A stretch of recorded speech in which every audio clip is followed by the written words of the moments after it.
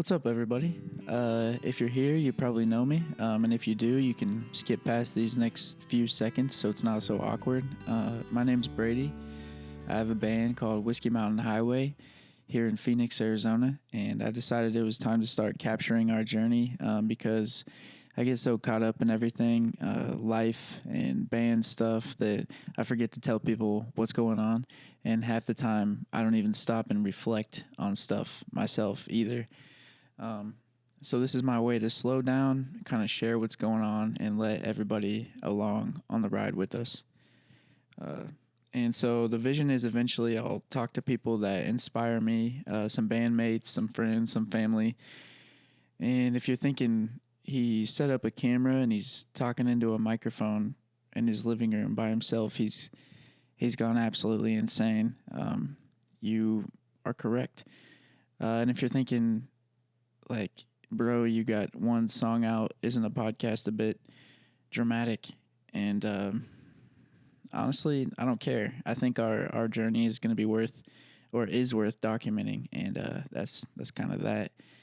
Also, I spoke with all the podcasting experts that I know, and every single one of them, they all said, yeah, do it at night when there's like no light and you're kind of sleepy.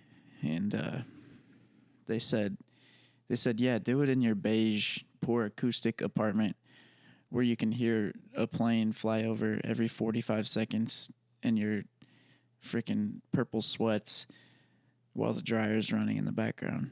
They all said that, and I respect all of their opinions. And anywho, yeah, so as we speak, we're coming off an awesome show at the Columbian Theater in my hometown, Wamego, Kansas. And so much went down. It was a night to remember from our perspective, for sure. And I'm proud, most of all, that a lot of people had a good time and that a lot of people had kind things to say. It was truly a bucket list item. It really was something that I actually wrote down a couple of years ago when we first started playing music. It was just a special night, and absolutely nobody wants to hear me sit and divulge every single detail of what happened that weekend, but I do want to thank everybody who made it special. Of course, the whole band, the Columbian Theater, our family, our friends who showed up for us. It was awesome. And I want to specifically thank my friend PhilZ. Oh, hey, Patty. Patty will probably be a part of this if I keep it up. She's chill. She can chill. She's always been chill. Anyways, yeah, so I want to thank my friend PhilZ. We kind of got into a strange setup where we didn't have a bass player a couple weeks out from the show, and so Phil stepped up and volunteered. I love this. I'm just going to keep going. Phil stepped up and volunteered with absolutely no bass playing experience, and he learned how to play the bass in about 10 days. And I'm just very appreciative for Phil. Thank you, Phil, man. If you're watching, thank you for making that happen. That was incredible. And not only did he show up and fill in, no pun intended, I made that joke about 35 times on accident. But not only was he there for us big, he also absolutely crushed it on bass, and trying to get him full-time Whiskey Mountain Highway bass player. But we'll see if he's got time for that. His band, Love You Bye, many of you know, absolutely killer. Check them out, Love You Bye. They got great stuff, and great live too. But how about that? What a guy. How about that? That was awesome. Very grateful for that. And we'll hopefully get some other people on to talk about that show in particular. And we'll hopefully get Phil on here to talk as well, if the price is right.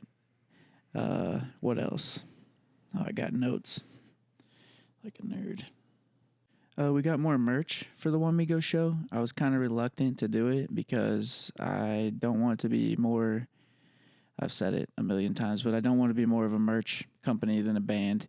Want to be music makers and players and not t-shirt sellers, but I suppose you got to do it.